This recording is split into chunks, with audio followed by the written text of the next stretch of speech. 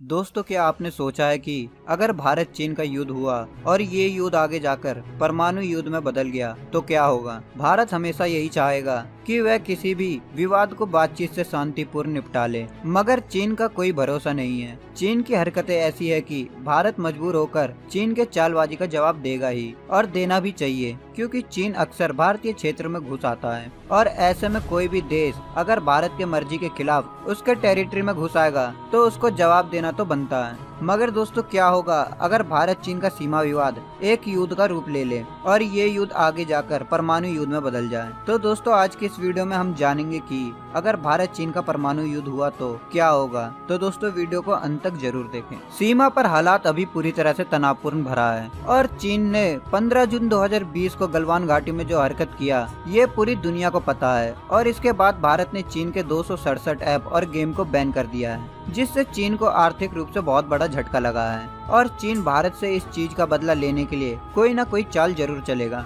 और जिस परमाणु युद्ध की बात हो रही है वो कभी भी हो सकता है। दोस्तों, सोशल मीडिया में अक्सर लोग कहते रहते हैं कि भारत चीन के बीच युद्ध होना चाहिए और युद्ध से ही भारत चीन का मामला शांत हो सकता है। वहीं दूसरी तरफ चीन कभी कभी अपनी ताकत दिखाने से बाज नहीं आता है और कभी कभी तो चीन डायरेक्टली बता देता है कि युद्ध कभी भी शुरू हो सकता है। क्या आपने कभी सोचा है कि अगर भारत और चीन के बीच युद्ध हुआ तो क्या होगा। साफ शब्दों में बताओ तो सब कुछ खत्म हो जाएगा। और जो लोग परमाणु युद्ध होने की मांग करते हैं उन्हें मैं बता दूं कि परमाणु युद्ध होने के बाद एक हफ्ते में ही 2 करोड़ से अधिक लोगों की मृत्यु हो जाएगी। और जो लोग इस हमले से बच भी जाएंगे तो उनके लिए रेडिएशन और अधिक गर्मी से जीना नर्क से कम नहीं होगा, क्योंकि परमाणु हमला होने से धरती का ओजोन लेयर पूरी तरह से खत्म हो जाएगा। फिर यहाँ युद्ध 2 देशों के बीच नहीं बल्कि पूरी दुनिया के बीच युद्ध शुरू हो जाएगा और सब एक दूसरे की जान के पीछे पड़ जाएंगे। और इतने अधिक मात्रा में रेडिएशन फैलने पर पूरी दुनिया से कृषि खत्म हो जाएगी और लोगों के खाने के लिए अन्न नहीं होगा। तो 200 करोड़ से अधिक लोग भूखमरी से मरने लगेंगे।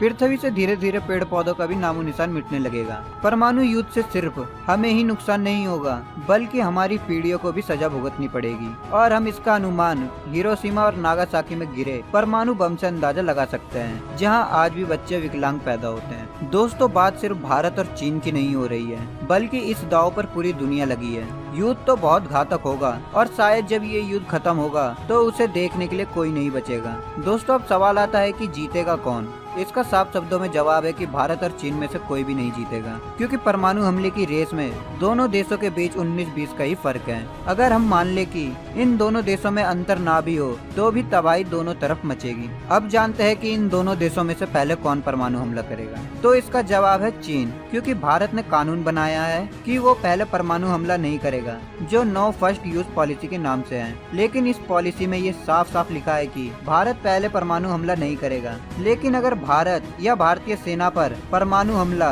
केमिकल बॉम्ब का हमला या किसी भी तरह के वायरस का हमला होता है तो भारत उसे ऐसा जवाब देगा कि वो भारत के एक हमले के बाद अपने आप को बिल्कुल भी नहीं संभाल पाएगा। अब जानते हैं कि चीन किन किन परमाणु मिसाइल से भारत के कौन कौन से शहरों पर हमला करेगा। डोंगफेंग 5, डोंगफेंग 5A और Dongfeng 5B air based nuclear missile है, जिनकी रेंज 13,000 से 15,000 किलोमीटर है, जो 3 से 8 MIRV वॉरहेड ले जा सकते हैं। डोंगफेंग 31 और डोंगफेंग 41 लैंड बेस्ड मिसाइल है, जिनकी रेंज 8,000 और 15,000 किलोमीटर है। JL3 और JL2 submarine launch nuclear missile है, जिनकी रेंज 8,000 और 9,000 किलोमीटर है। दोस्तों, जैसा कि आप अभी स्क्रीन पर मिसाइल मैप को देख सकते हैं, इसमें चीन सभी मिसाइलों से भारत के सभी क्षेत्रों और शहरों पर परमाणु हमला कर सकता है। दोस्तों, अब जानते हैं कि भारत किन किन परमाणु मिसाइल से चीन के कौन कौन से शहरों पर हमला कर सकता है। तो मैं आपको एक बात बता दूं कि भारत न्यूक्लियर ट्राइड हमले से लैस है। अगर आपको न्यूक्लियर ट्राइड हमला क्या है नहीं पता है तो मैं बता देता हूँ। न्यूक्लियर ट्राइड हमले में भारत जमीन, आकाश और समुद्र से परमाणु मिसाइल दाग सकता है, जिसके कारण दुश्मन को अधिक नुकसान पहुंचाया जा सकता है। दोस्तों, न्यूक्लियर ट्राइड होने का ये फायदा होता है कि मान लीजिए अगर भारत आकाश से या जमीन से चीन पर परमाणु हमला करता है तो भारत के मिसाइल को चीन तक पहुँचने में 15 से 20 मिनट लगेगा, जिसके कारण चीन अग्नि 5 और अग्नि 6 जैसे मिसाइलों को डिटेक्ट करके उन्हें जमीन से टकराने से पहले ही चीन अपने एयर डिफेंस सिस्टम से तबाह कर देगा। लेकिन अगर नौसेना पनडुब्बियों से दक्षिण चीन सागर में चीन के अधिक नजदीक पहुंचकर परमाणु हमला करे तो चीन को पता भी नहीं चलेगा और चीन में बहुत बड़ी तबाही मच जाएगी। दोस्तों, भारत के लैंड बेस्ड परमाणु मिसाइल की बात करें तो पृथ्वी 1, पृथ्वी 2 और पृथ्वी 3 जिनकी रेंज 150 से 600 किलोमीटर है। अग्नि 1 से अग्नि 6 जिनकी रेंज 700 से 12,000 किलोमीटर है। भारत के सबसे घातक परमाणु मिसाइल सूर्य की बात करें तो उसकी रेंज 16,000 किलोमीटर है।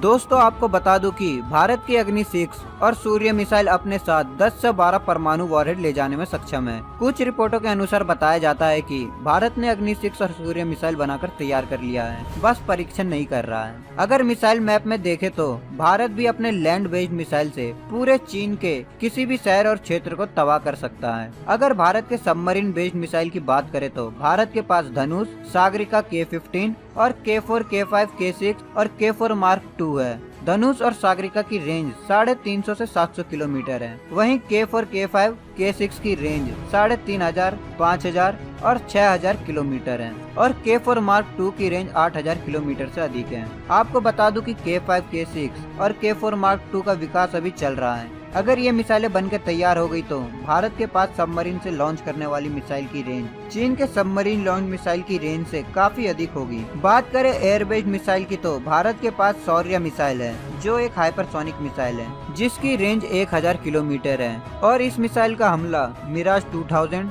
जैगुआर और राफेल से कर सकते हैं। अब बात करें चीन के परमाणु मिसाइल रोकने के लिए भारत के पास कौन कौन से डिफेंस सिस्टम है तो भारत को S-400 इस वर्ष में मिल जाएगा और भारत के स्वदेशी रूप से निर्मित आकाश डिफेंस सिस्टम और BMD शील्ड है और ऐसे में परमाणु हमले में भारत भी चीन से कम नहीं है। हाँ, अगर देखा जाए तो चीन के पास परमाणु मिसाइलों की संख्या भारत से अधिक है, लेकिन अगर इन देशों के बीच परमाणु युद्ध हुआ तो ये बात तय है कि पूरी दुनिया इस युद्ध में शामिल हो जाएगी और ये तीसरे विश्व युद्ध का रूप ले लेगी। चीन बहुत ताकतवर देश है जिसके संपर्क में ऐसे कई देश हैं जो उसकी तरफ से लड़ने आ जाएंगे, लेकिन हमारा भारत भी किसी से कम नहीं है। इसका साफ मतलब यह है कि दुनिया की सबसे बड़ी महाशक्ति वाले देश एक दूसरे के आमने सामने होंगे और फिर कितनी बड़ी तबाही होगी इसका अंदाजा हम नहीं लगा सकते हैं। अगर परमाणु युद्ध हुआ तो सभी देशों को सब कुछ शुरुआत से शुरू करना होगा, जिसके लिए सभी देशों को कई साल लग जाएंगे और परमाणु युद्ध होने के बाद इन देशों का कितना बुरा हाल होगा